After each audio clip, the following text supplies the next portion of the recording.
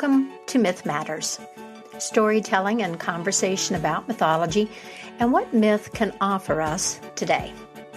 I'm your host and personal mythologist, Dr. Catherine Svehla. Wherever you may be in this wide, beautiful, crazy world of ours, you are part of this story circle. The last episode about the Amazons, Agoge, and women warriors got me thinking about the Greek goddess Athena. Athena, named Minerva by the Romans, is the warrior daughter of Zeus and the Titaness Metis.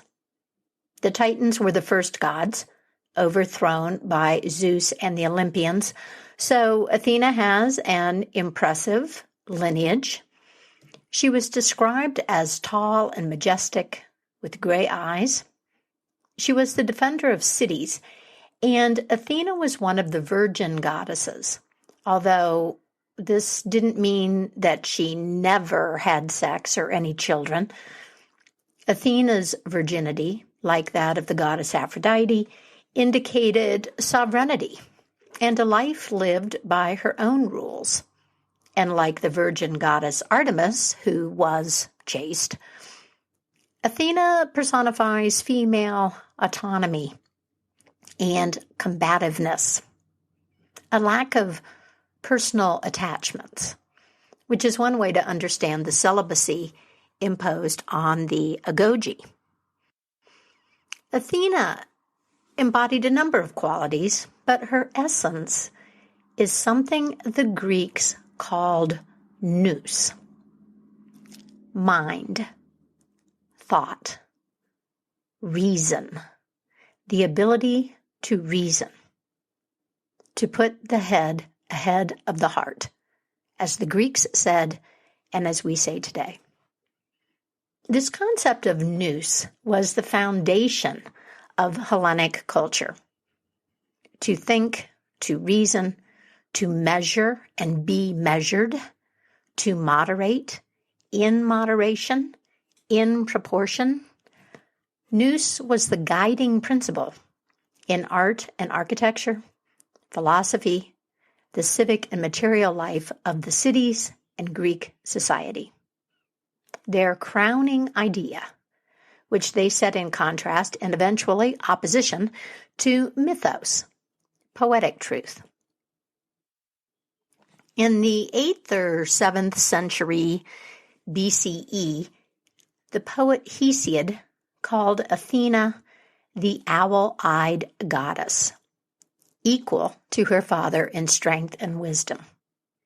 Hundreds of years later, in the 1st century AD, the Stoic philosopher Cornutus writes that Athena means pronoia, the divine logos, reason that determines and orders everything.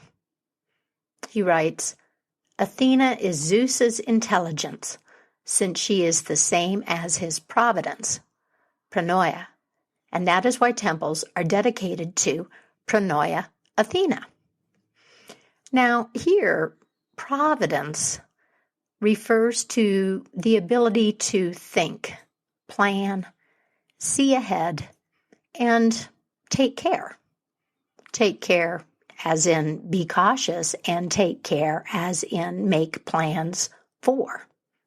So the ancients saw Athena as the source or force of ingenuity and strategy, the philosophical arts and literature. She was a fierce warrior with strength and courage, and she moved through men engaged in battle, inspiring them with her spirit. She preferred, however, to win battles through creative strategy and cunning, and taught these skills to heroes like Odysseus. The wooden horse that was the downfall of Troy was her idea, whispered into the ear of her favorite mortal man. Athena appears in many myths, usually as the mentor of her chosen hero, and this tells us a lot about how she operates. There are two stories important stories that define her, that get at her essence, and I'll share those with you today. But first, here's my question. Here's what intrigues me about Athena. How is it that the ancient Greeks have a goddess of reason, of nous? If you look at the Olympic pantheon, you find goddesses of wild creatures and childbirth, of love and sexuality and beauty, of the gorgeous and powerful queen and wife, the fertile earth with her many cycles. All of these aspects, in one way or another, express the primary roles assigned to women, don't they? Mother or lover. And then there's the misogyny of the ancient Greeks. In her very interesting book, In and Out of Mind, Greek Images of the Tragic Self, Ruth Padel explains that in the Greek male worldview, anything female, dead, or wild is easily perceived as other. The female, the dead, and the wild were all distinguished by a lack of reason and a passive reactivity that stood in contrast to the integrity of decisive, will-centered male action.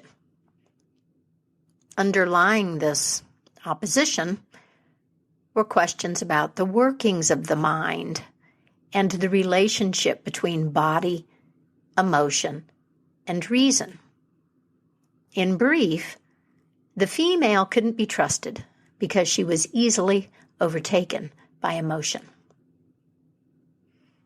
Now, Athena, as the goddess of reason, has posed a problem for women over the centuries.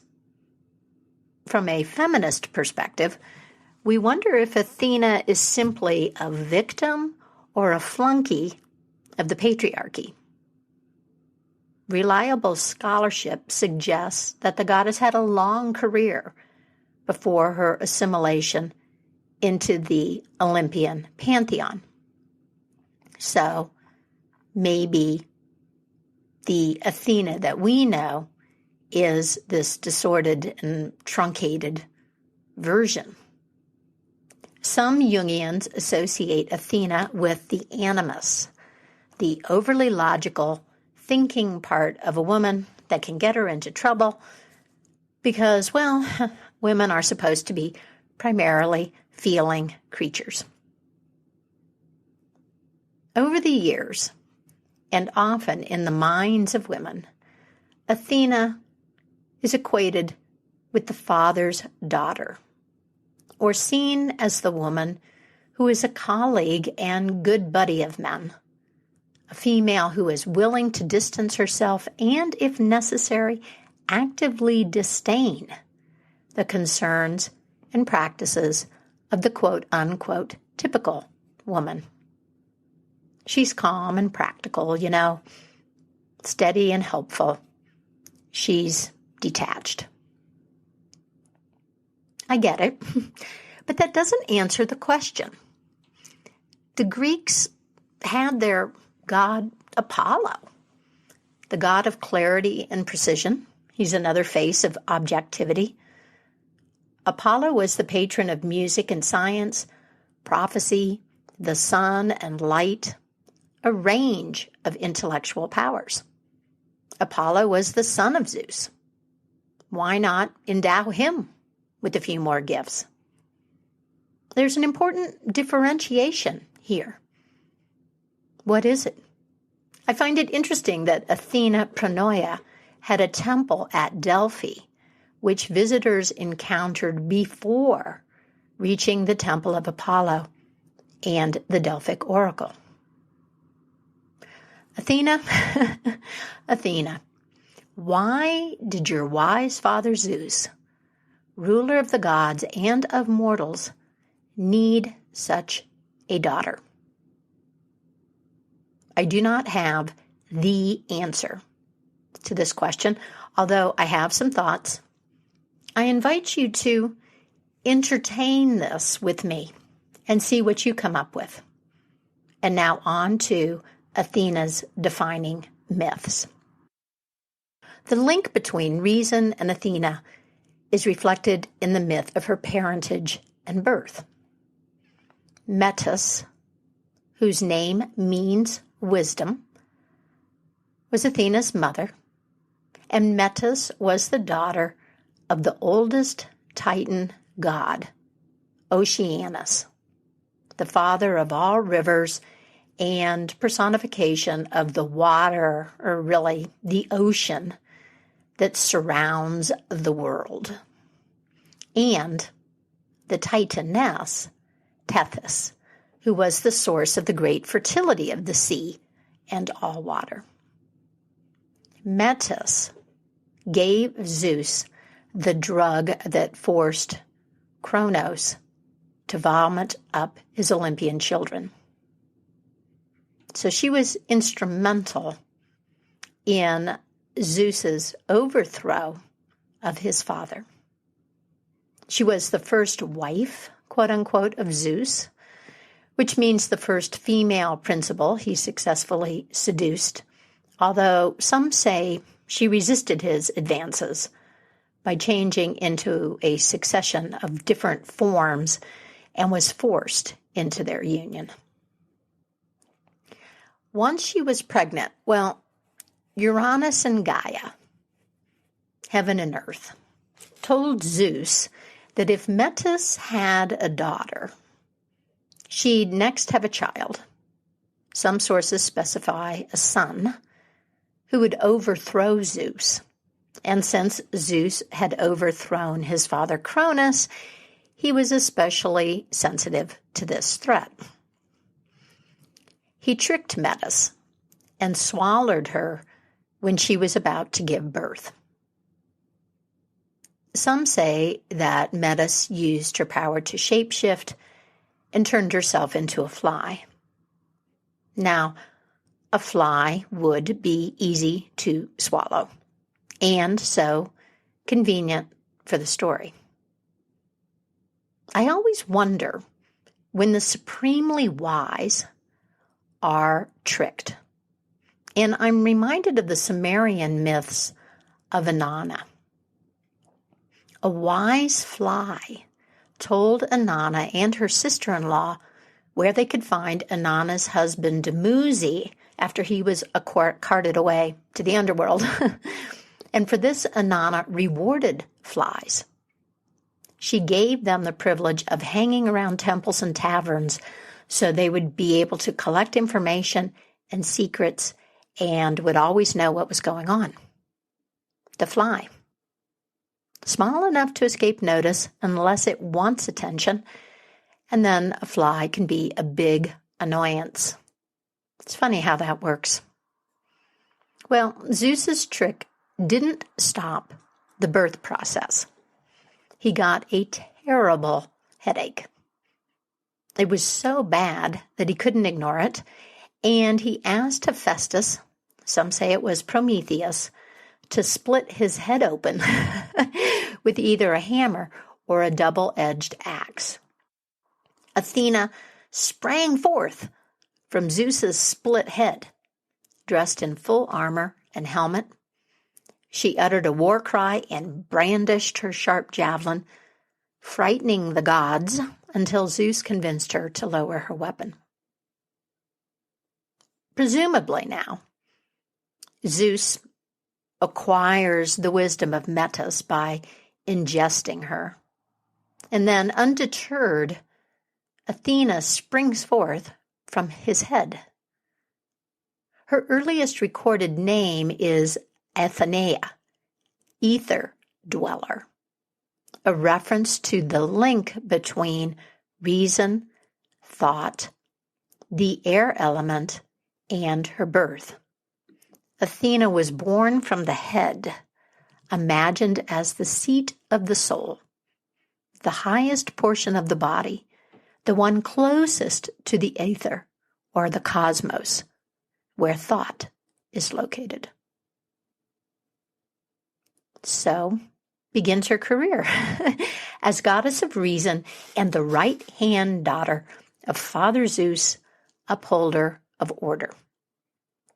Athens and many other cities and towns named Athena their patron and protectress, as she was the source of what was essential for civilized life, especially the developing cities and experiments with democracy, and she was a formidable warrior.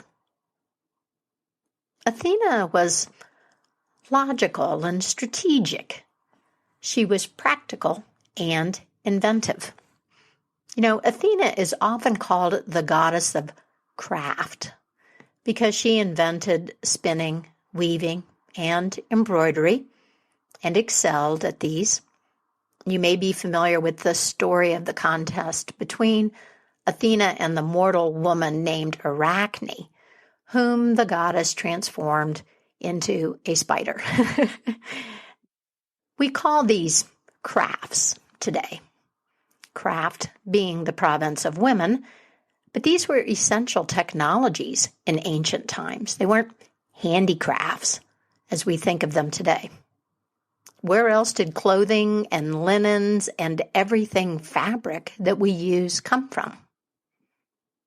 Athena also invented the chariot and bridle, thus enhancing the usefulness of the horse, which was a gift to the people from Poseidon, and olive oil, a dietary staple. Athena also built the Argo, think Jason and the Argonauts, which was the largest ship ever made up to that time. So Athena had a lot going on.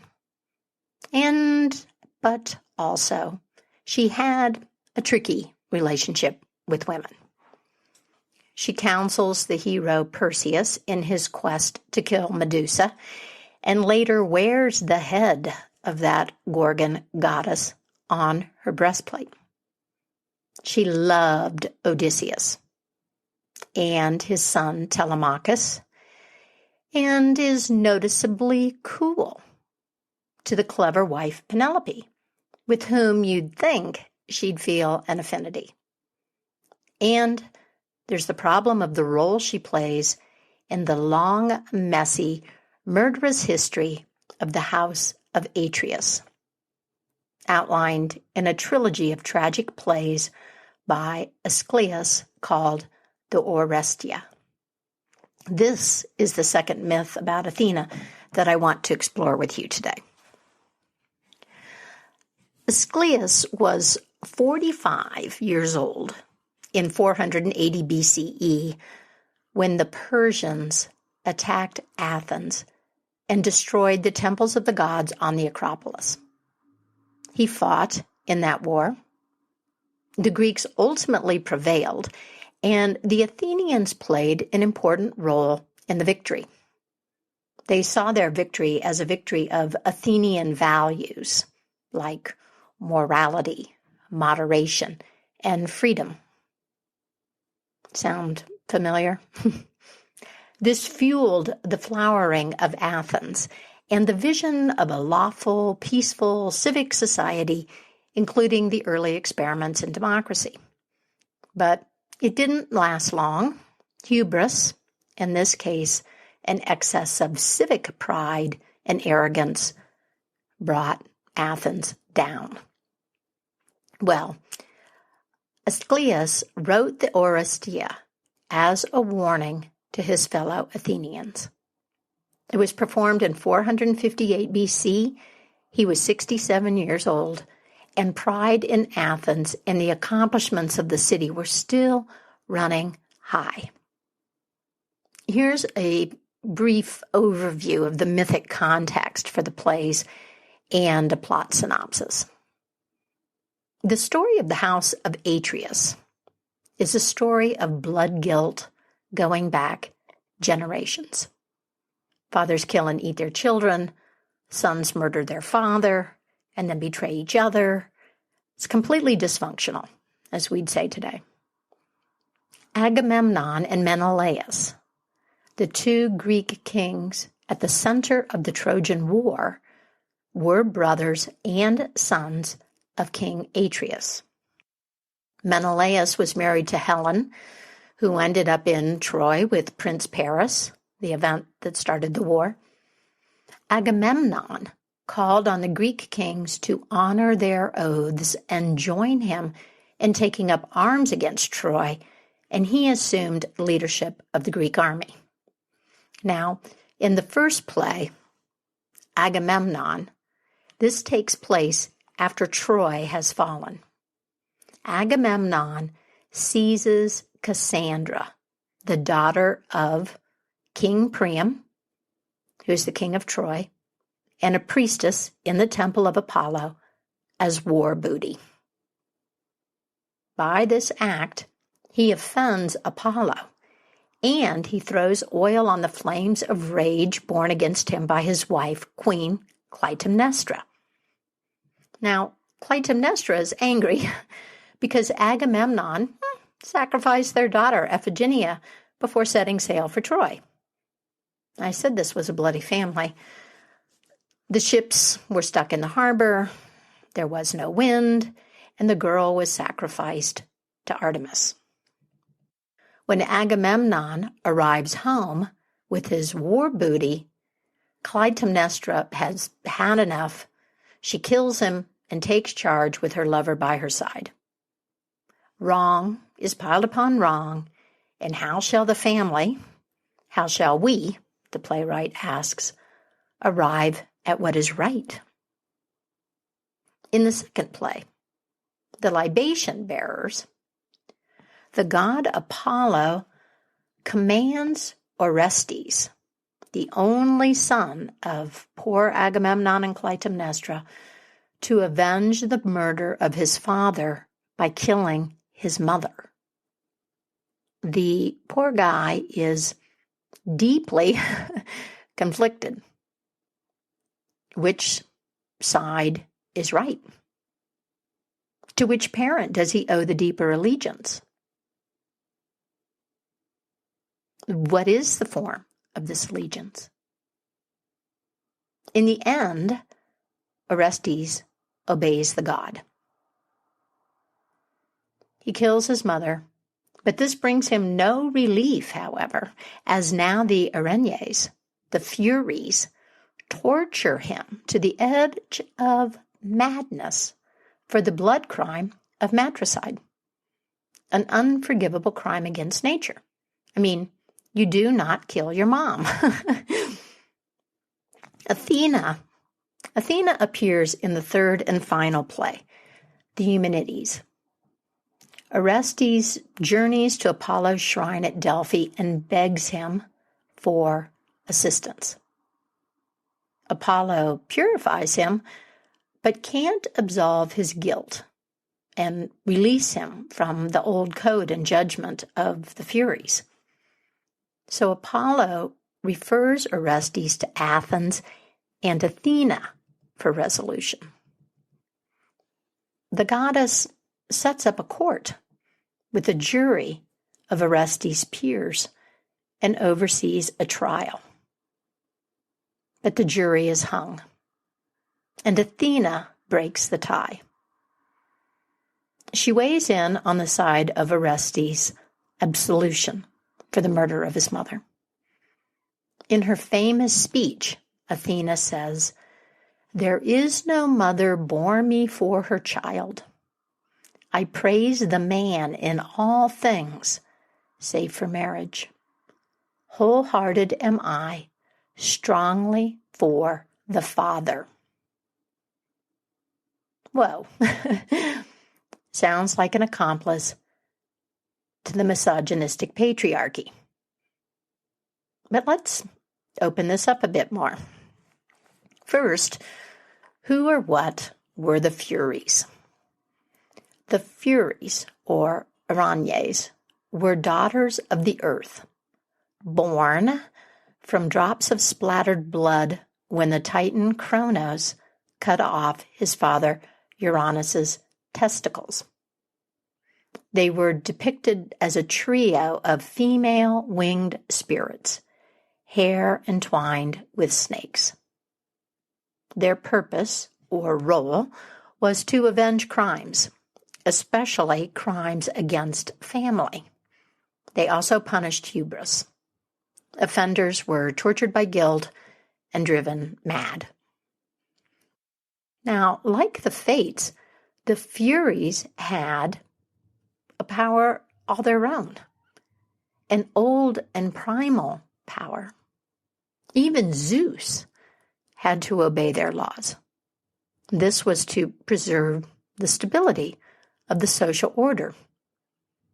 So we see a collision between the old order and justice meted out by the Furies and the new standard of Zeus, enacted by Athena, who ushers in the idea and forms of an impartial and collective justice to replace the blood loyalties of family and code of tribal revenge. You see statues of justice outside courthouses all around the world. Look, she is a goddess, derived from the Greek Athena. Now, how does Athena manage this? She can't disregard or overrule the Furies any more than Apollo or Zeus. Well, she employs pathos, persuasive rhetoric. Athena persuades them. Up to this point, the Furies have existed outside the social order, as enforcers from the outside. Athena offers them temples and a place within the divine and social order. She tells them that they will be honored as they are, for what they are. That is, they won't need to change or be assimilated. And she offers them a new name, a name of respect. The Furies will be called the Eumenides, which translates as the kindly ones. I turn to James Hillman, as I often do when considering the archetypal nature of the Greek pantheon and their usefulness to us today. Hillman notes Athena's rhetoric and the way that she brings the Eumenides into the fold. She makes room, he says, lets them take their place as quote-unquote resident aliens, and thus preserves the necessity of their concerns. He observes that statesmanship is the art of combining. Athena's handwork, measuring and weaving, is the paradigm used by Plato for the craft of politics, he writes, and adds inclusion of the excessive and abnormal by weaving it in is the art of political consciousness. Hillman aligns the Furies with necessity, with what must be, despite our plans and logic. Necessity is what we cannot escape, time being one example. For Orestes, necessity was that he was going to have to act. He was going to have to offend one or the other divine principles, Apollo or the Furies. He was stuck. Hillman says that Athena brings Zeus and necessity together because in her very person, reason and necessity are combined. Reason and necessity are combined. To illustrate this combination, Hillman points to Athena's association with the owl, the horse, the snakes of the Gorgon Medusa, alongside her birth from her father's head and her patronage of cities. He doesn't comment on her femaleness, and his agenda in his essay is to explore necessity and how it appears in life, the tensions that it introduces. Logic, he says, is not a sufficient response or defense, meaning it's not the answer to everything. And I agree. Even so, it's curious to me that he doesn't comment on one of the most obvious things about her. Now, this Hillman references are from mythic figures in his collected works, if you would like to investigate that further. So I return to my question and the seeming contradiction in a goddess of reason. And I wonder about that fly, Mother Metis, whom Plato described as a winged soul. Was daughter Athena subservient to Zeus, or was she his ally? Did she choose to be Zeus's advisor rather than his rival? Where is the goddess of reason today? And what is her vision of an inclusive and just social order now? I have a poem about Athena that I think you'll enjoy. First, I want to tell you about a fantastic workshop offered by my friend and colleague, Bob Walter. Bob was Joseph Campbell's editor and friend. He founded and guided the Joseph Campbell Foundation for over 30 years. He's deeply steeped in the mythic. And Bob is offering his mythological toolbox, Revisioning Your Hero's Journey, at Esalen Institute in California from May 21st to 26th of this year. Bob frames this experience with an important question. Do you dare to reimagine yourself? We often look at our lives and ask why, he observes, when the more important question is who? Who am I? Who am I told to be? Who will I be tomorrow, 10 years from now, or who will I be when I die? Who do I want to be?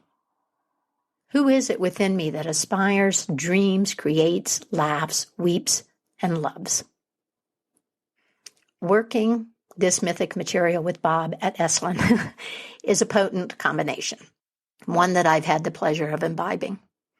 I'll post the link to details about the mythological toolbox on the Mythic Mojo website and encourage you to join Bob Walter for 6 days of inspired, creative, chaotic, joyful, and challenging play at the extraordinary Esalen Institute in Big Sur. A big welcome to new subscribers, Jean, Ariella, Bob, and Dana. Welcome to Myth Matters. If you are new to Myth Matters, I invite you to head over to the Mythic Mojo website. You'll find a transcript of this episode, the links I'm mentioning, and information about my consulting and the ways that you can work with me. And you can get on the email list if you'd like to receive the announcements and links to new episodes in your inbox. A big shout out of thanks to the patrons and supporters of this podcast. Thank you. Maybe it seems like putting together a podcast like this by yourself is easy. It's not. The support of patrons is so important to me. If you're finding value here, I hope you'll join Myth Matters on Patreon too. The link to all of the details is on the Mythic Mojo website. Now, that poem. It's called Athena Ode by Barbara Hamby. This appeared in The New Yorker in 2016. I'll post the link on my website. It includes a recording of the poem read by the poet. Athena Ode by Barbara Hamby. Road diva, divine mixologist, can dancer of the mandible wars. Show me the way of mind over what's the matter with you, girl, swirling from mouths of righteous dudes. O goddess of attitudes, yes, ma'am, madam of the owl tiara, bird woman enthroned, big cog of the cosmos born from the noggin of Zeus, hear my prayer, because I'm adrift in a sea of words. My boat is cardboard pinned together with newspaper headlines of the latest war, springing leaks that generals plug with their double talk. Duck walk to the edge of the cliff And we're holding the bill, still due after 10,000 years, while women wail in shanty shacks, stack cordwood for the winter, open cans of baked beans, bust the seams of polyester pants made by the Chinese. Oh, please, show us the way to put some spring in our spring. Bring us a bunch of lilacs and pork rinds, something sweet after tornadoes whip the roofs off of our double wides, our bungalows deep in the crevices of mountains older than you. Make us a stew of new shoots, green onions, pole beans, and summer corn, for we are born from the dark earth, but we've brushed it off. No monkey here, though sometimes we're all ape, trying to escape the knuckle-dragging dance to the finish when it's so clear there's no one here. O goddess of sway, don't give me away. Let me pretend I'm a player with an ace in the hole, because I know I have nothing, but sometimes only nothing can open the door to something else. That's Athena Ode by Barbara Hamby. Well, my friends, first of all, feel free to email me with your questions and comments about this episode. I'd like to know what you think about Athena, goddess of reason, and I always love to hear from you. If we have a better understanding of our need for myth and all that our old stories offer, we can live more satisfying lives. We can inhabit a better story and create a more beautiful, just, and sustainable world. And that's it for me, Catherine Svehla in Myth Matters. Thank you so much for listening. Take good care of yourself, and until next time, keep the mystery in your life alive.